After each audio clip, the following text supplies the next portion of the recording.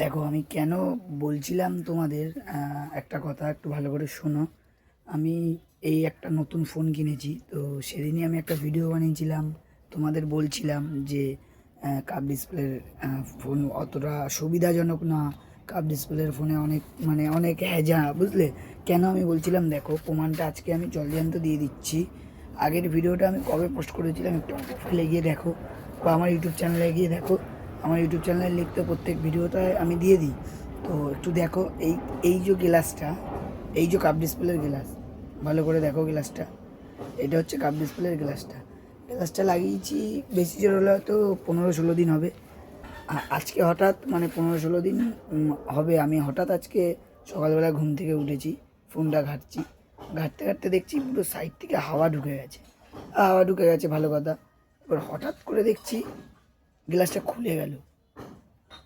এতদিন আমি Apple use করেছি, এর আগে অনেক অ্যান্ড্রয়েড ইউজ করেছি, কখনো এটা হয়নি।